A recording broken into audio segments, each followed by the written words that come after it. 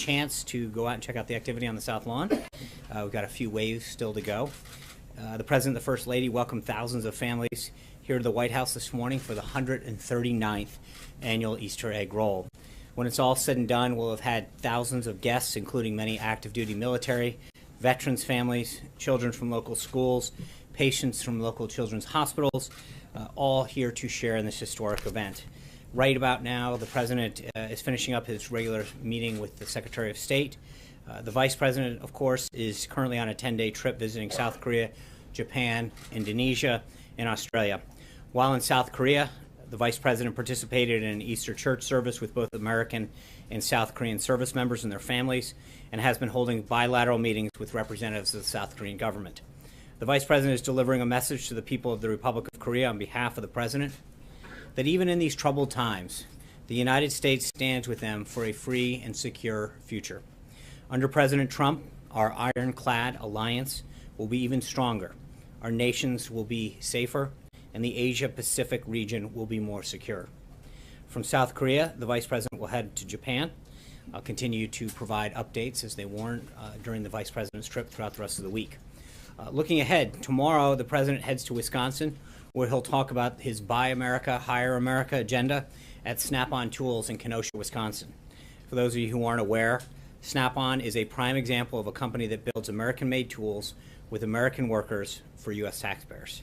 We'll be having a background briefing here in this room later this afternoon with senior administration officials regarding the details of the trip.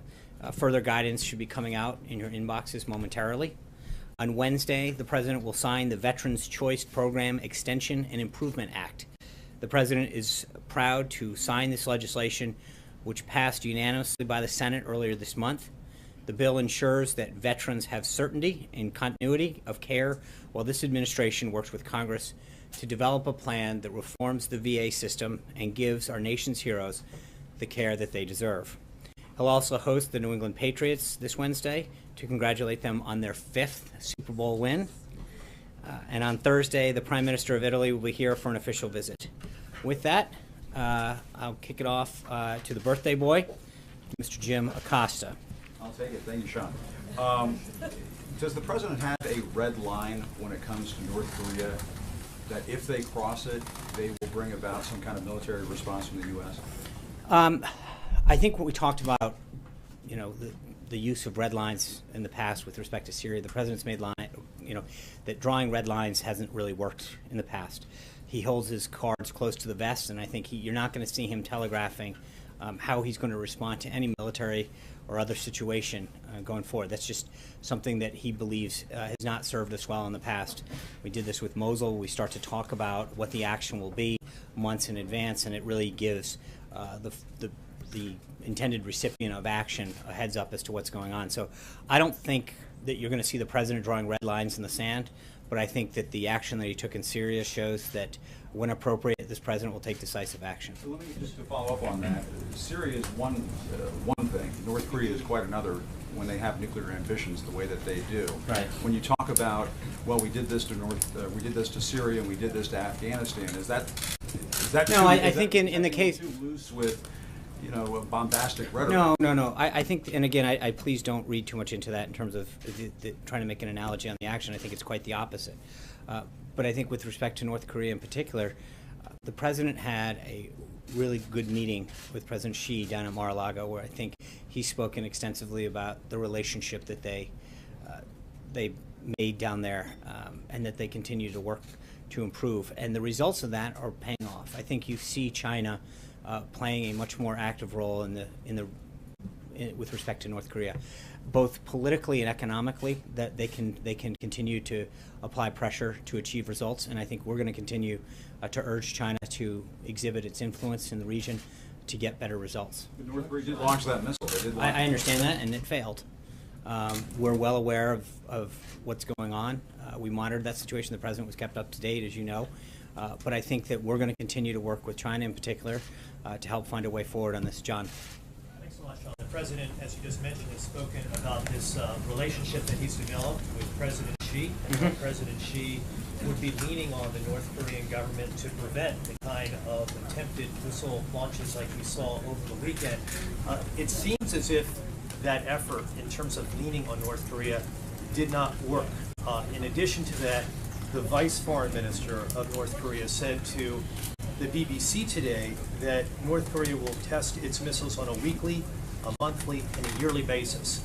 So my question is, what kind of pressure is China putting on North Korea? Well, again, I think this goes back to the nut of what Jim was asking, which is I think for us to telegraph what we're going to do or what we're going to ask others to do would not be a smart strategy to lay it out on public. But I think that if you realize, for example, on the economic side of things, China is the #1 importer of North Korean coal. I think to see them curtail some of that has a real economic impact on the region. There's a lot of economic and political pressure points that I think China can utilize, and we've been very encouraged with the direction in which they're going. But it seems as if North Korea is essentially, just based upon what they tried to do over the weekend, thumbing its nose at even China because of what they attempted to do. I understand the question. I think we're just not there yet. We've got a lot of tools left and a lot of conversations that are ongoing, but let's not get ahead of ourselves. I think we've had a very productive direction that we've seen China move in, and I think there's an agreement, I think, by everyone so far that a nuclear capable North Korea is not in anybody's best interest, and I think we're going to continue to work with the Chinese in particular on this case. Caitlin. What was their review of the White House visitor logs? What was the extent of that review? I'm sorry, what was the extent of their review of the White House visitor logs? What made you change your mind to not continue releasing them? I think, as was noted on Friday, we're following the same policy that every administration from the beginning of time has used with respect to visitors log. We will comply with both the Federal Records Act and the Presidential Records Act as stated by law. Well, why does the president object to people knowing who is coming in the White House? Well, it's not a question of objecting. It's about following the law. We're following the law as both the Presidential Records Act and the Federal Records Act prescribe it. So it's the same policy that every administration had up until the Obama administration, and frankly, the faux attempt that the Obama administration put out where they would scrub who they didn't want put out didn't serve anyone well. The president wants to make sure that people can come in the same way they can go to a member of Congress's office, provide information and details, and there's people who want to be able to come have that conversation with members of the administration the same way that they would do with members of Congress, go into their office. Why didn't he take this opportunity to one-up the transparency game? If Because Obama is so because bad I think I'm trying to explain that to you. I think that we recognize that there's a privacy aspect to allowing citizens to come express their views, and that's why we maintain the same policy that every other administration did coming up here prior to the last one. And the last one, frankly, was a faux level of doing that, because when you go through and you scrub everyone's name out that you don't want everyone to know, that really is not an honest attempt at doing it. We're going to follow the law the way that every administration has followed up until the last one. Zeke. Hey, Sean. Following Caitlin's question, the rationale given Friday for the business log's reversal was that for both national security and privacy concerns, both of those were clear exemptions in the Obama administration policy, which led to that scrubbing that you described. So why exactly the reversal? You seem to be describing maybe a third rationale that you're giving. No, I think I just touched on privacy. That people have a right. The Obama administration had that exception to their business law. But I think the problem, Zeke, is that we don't know what the I mean, they said what it was, but you don't know who got left off and who didn't. They chose to not put people out for whatever reason, and they gave an excuse, and no one questioned it. So the question is, but I think the bottom line is, as I said to Caitlin, is that we're going to have the same policy that every president has had through time. And comply with the law on both fronts. I think, but again, you remember, it's interesting that we're following basically the same thing that members of Congress follow. You go and you meet with a member of Congress right now. That there's an option for people to be able to go and express their opinion if they want to make it public. Who's meeting with them? And in a lot of cases, we do. We bring in you guys to probably a greater extent than has happened before in terms of pool spray. We list participant lists. But I think there's an opportunity sometimes for the American people who want to come and have a conversation and not become, and be able to share their view. So again, but remember, this is the same policy that every president and every administration has followed. I'll grant you that, but Thank you. This president entered office running a campaign saying he was going to drain the swamp. So under this existing policy, a lobbyist, the president has decried, on the campaign trail and stop a Washington insider, members of, of the swamp can walk into the White House, and there is no recourse to the public to hold the president to account. I think you guys, the visitor logs to all the White House components, OMB, the Council of Economic Quality, U.S. Trade Representative, Office of Science and Technology. What I'm saying is all of those are subject to the Federal Records Act. We're complying with all that, and we're complying with the Presidential Records Act.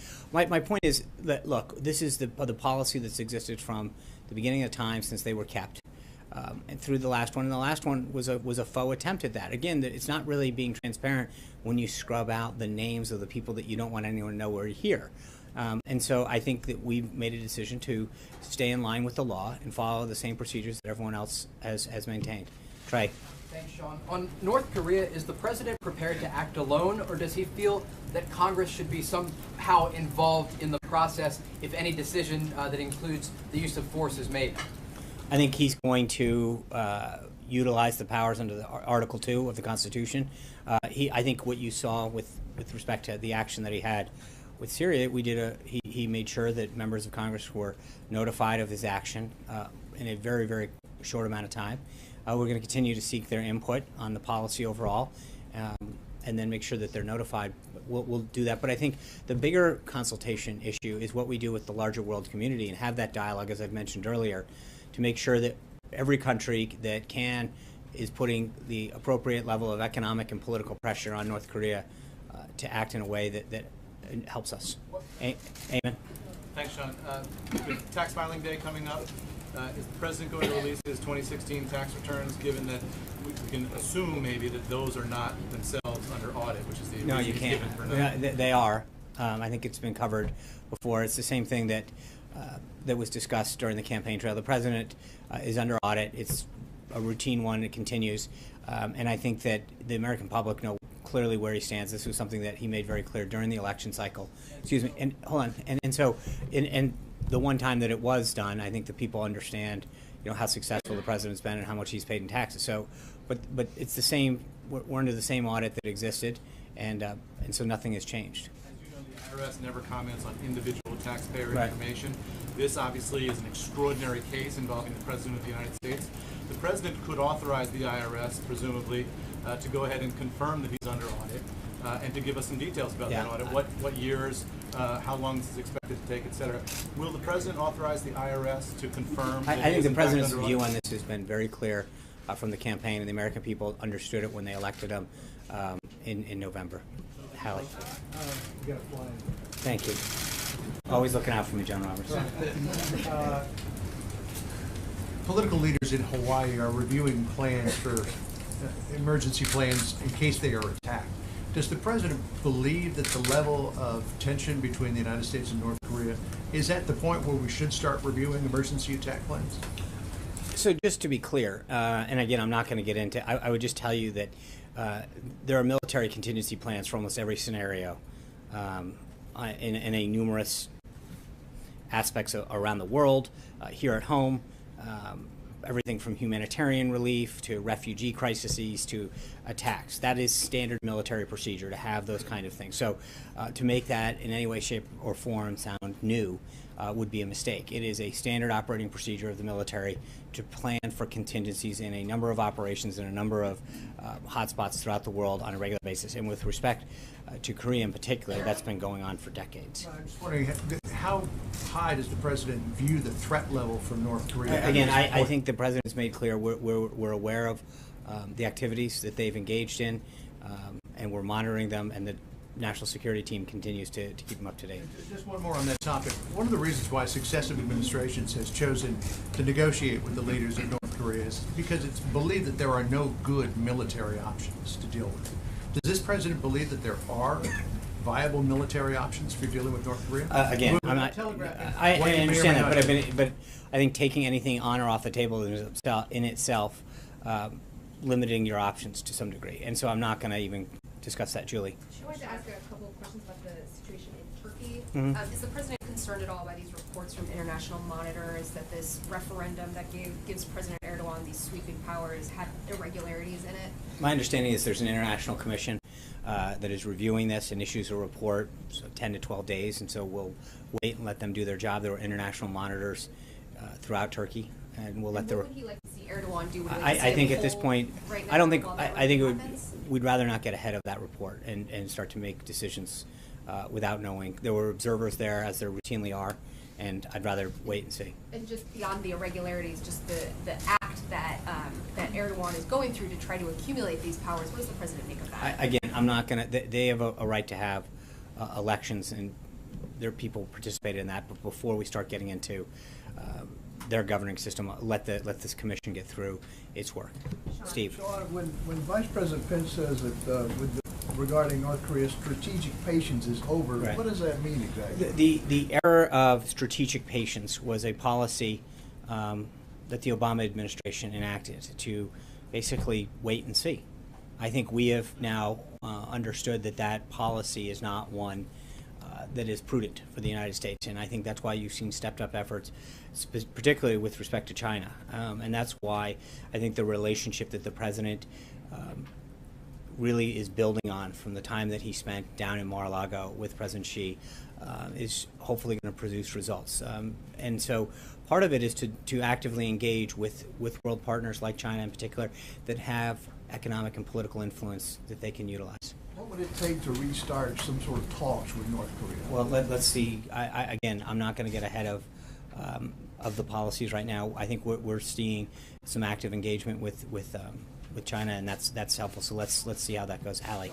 Sean, I have two for you on North Korea. You're doing it today. You've done it before. You've stood at the podium and said you don't want to telegraph moves Right. that the president will make, because you want to preserve that element of surprise.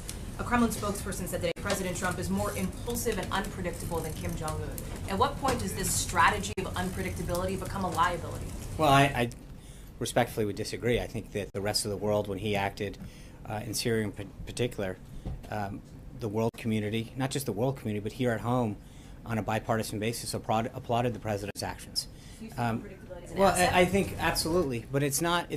I think that you have to look at the flip. I mean, I talked about it a minute ago. When you look at some of the actions that we've taken in the past, Mosul being a good example, where we leaned in and started to explain what we're going to do and when we're going to do it, that takes a huge element off the table of not only surprise but achieving the effect that you're trying to do. So the world community, and especially the more that he meets with world leaders in developing relationships, repairing relationships, and reasserting the U.S. place around the globe, it should be a reassuring to not just us here at home, but around the globe. People are excited that the president is taking action, and decisively so. You've made it clear that you're not taking options off the table, right. including military options. Defense officials have estimated for a long time that war on the Korean Peninsula will cost thousands of lives. It could economically devastate South Korea. Is this to be read then as an acceptance of that risk by the Trump administration? No, it's again. I think the point is that if you get into a series of hypotheticals about what you will take on or off the table, will we do this or not that? At some point, you really start to narrow your options, and I think the president has long held a strategy that doing that begins to give the enemy, the opponent, whatever it is in any particular case, whoever he's, even if it's just a negotiation. The options of knowing where to go and where not to go. And so the president's been very clear that not taking options off the table gives us a stronger hand. So do you accept the risk of war? I didn't no, because again, by what you're trying to do is to get us to take something off. I think at the end of the day, we will always act in America's best interest to ensure that our national interests are protected. And so if we were to say that we're taking something off the table in any way, shape, or form, that would limit what we have to do. We are going to make sure that we do what we have to protect our national interests. And obviously, with respect to South Korea, we've been very clear. The Vice President spoke very clearly about the need to strengthen and cement the alliance that we have with South Korea during his visit. I don't mean to belabor the point, but I just want to be clear because I want to flip the coin, right, which is something you've talked to us about. If you're not taking options off the table, if you flip it then, that can be read as you're accepting the fact No, that I think that's a could stretch. escalate Right, to South Korea. that's a stretch. I think don't. That's the point. I'm not. No, it's not a question of taking the risk or not taking the risk. Again, you can start to go down a very dangerous path of, will you use this, will you not use that? The president's very clear, and I think that everybody who's been briefed on him, and I think when you look at the quality of the national security team that's surrounding him, by all accounts, probably the best in our nation's history in terms of all across the board. You know that the president is getting unbelievably sound and strategic advice on how to protect our national interests. Brian. Last week you dismissed, I think it was when Hallie asked the question, you dismissed North Korea and said it isn't a threat if you can't go through with it. So what changed? What's our goal in North Korea? What's the strategy? And what's your response to the critics who say that this is just blue smoke and mirrors to hide some of the problems on the White House staff and some of the failing domestic social agenda? I don't think there's anybody in the world who would not believe that North Korea's actions are both provocative and a concern. So the actions that we're taking are extremely they're appropriate and justified. What we're doing is working with the world community, and as I've mentioned multiple times today, especially China, which is really acting in a historic way to ensure that our national interests and the safety of the peninsula is protected. So what about the follow-up there is what about the criticism from people on the Hill who say you're just hiding a domestic agenda that isn't working? I've never heard that. I haven't heard that criticism. Well, actually, I have. Okay, well, then we travel in different circles.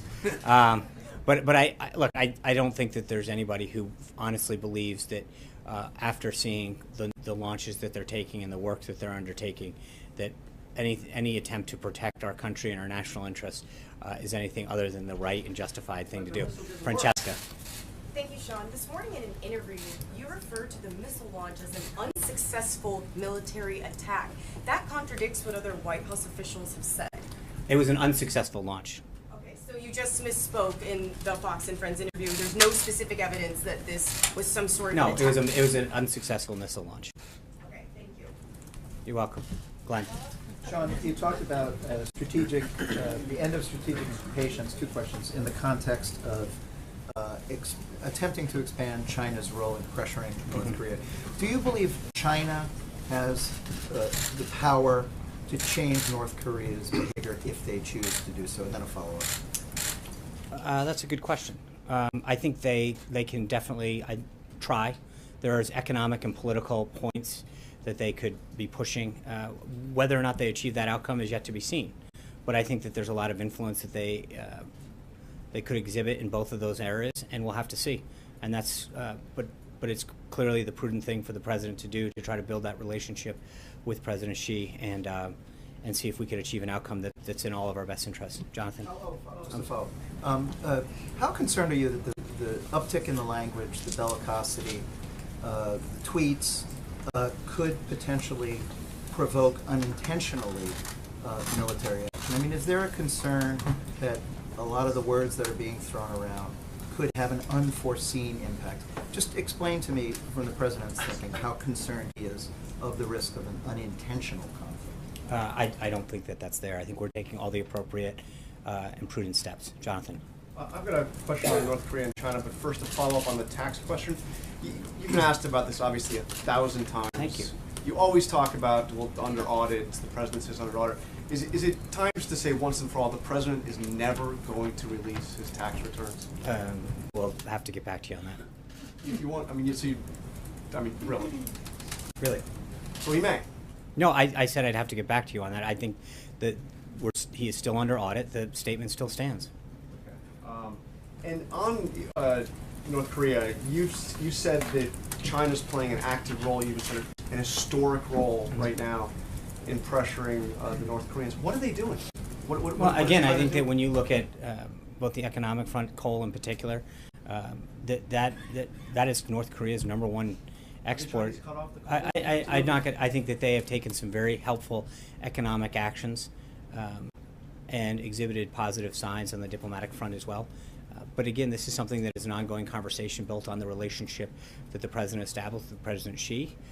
And I think that, as the president has noted before, we'll have to see. But it is encouraging the signs that China is showing. And the president suggested there was a quid pro quo in terms of not declaring China a currency manipulator because they were helping or going to help with North Korea. So if China does not adequately put pressure on North Korea, is he going to go back and declare them a currency manipulator? Yeah, so there's a couple things on that. Number one, they haven't been manipulating their currency since he's been in office. That's a fact. Number two is I think the president's tweet said clearly to do so at this time would not be prudent.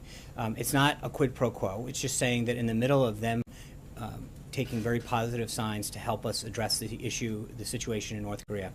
That to label them a currency manipulator, I don't think would be very productive in achieving a very, very important national strategic objective. Okay.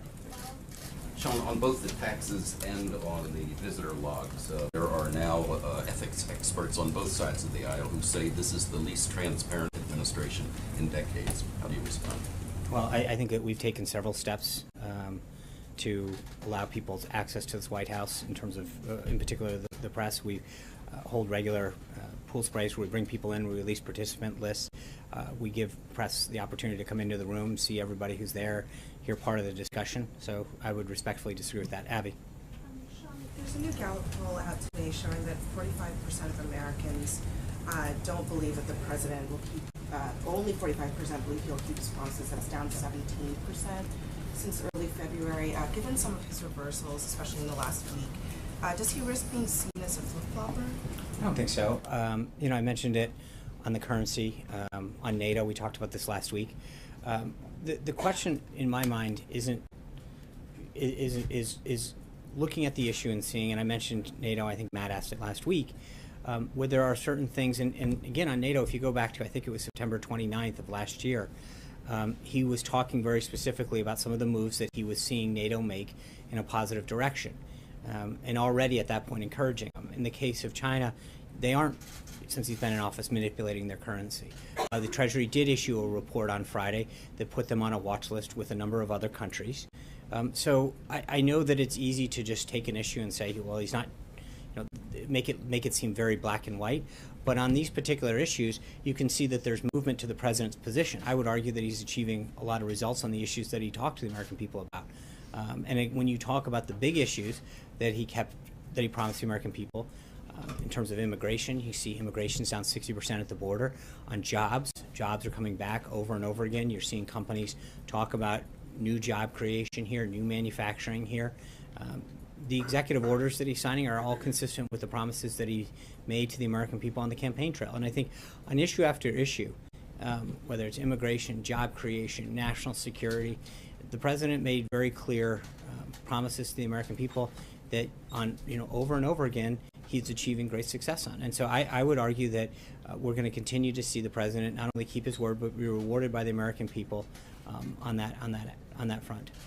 On a separate issue about the president's continued travel to Mar-a-Lago or any other place where he's conducting official business, does the White House believe that those other locations should be treated like this building in the sense that you guys will be transparent about who he's meeting with and what kind of official business he's conducting while he's there? Is that a commitment that you all are willing to make? I think we've been fairly consistent with reading out who he's meeting with and what he's done, providing the pool access to his whereabouts and what he's doing. I think we generally do. Obviously, the president has, you know, time to spend with family, and he makes phone calls. We generally provide readouts of those phone calls with foreign leaders, whether he's here or in Florida. So I think we've done a fairly good job of making sure that people know who he's meeting with, who he's speaking to, and when appropriate, the context of those calls. But that's not true, Sean. Long stretches of time go by and we get full reports from the pooler saying we've been asking the White House for information about what the president is doing. I understand that, and we don't get that information. I we can't even get an answer to whether he's golfing or not. I understand that some days that you don't get it as quick as you want. Some But, days we never okay, get it. but with all due respect, Julie, he's entitled to have moments with his family and private time. So I think respectfully, I would disagree. I think we do a very good job of getting you information, of bringing you along to events, whether he's here or at a location or even going out to dinner. We've lived up to that. I think the president and is entitled to have some times with his family and friends to just catch up. But then that's the difference than what you're saying. No, Abby, but which is that you are providing. No, that but what information. I'm saying is her question was about official business, and when he does have a call and when he does meet with advisors, we generally put it out. But when he's meeting internally, in the same way that when he's meeting here with his staff, we don't read out every staff meeting that's going on. And so when he's down traveling and he's having meetings, whether it's on Air Force One or wherever, you know, that's what his staff does, is they provide him updates and policy briefings and give him an opportunity to make key decisions with their insight into a particular issue. That's That's what all presidents do. And I think that I would respectfully suggest that we have done a really good job of making sure that that the pool in particular has provided information in terms of his whereabouts, and then we've provided background briefings on issues that are coming up, where we're going, why we're going, and what we intend to do. So, you know, I get that there's always going to be this back and forth. You guys are going to always want more. And I think that we've tried to do what we can to get you that.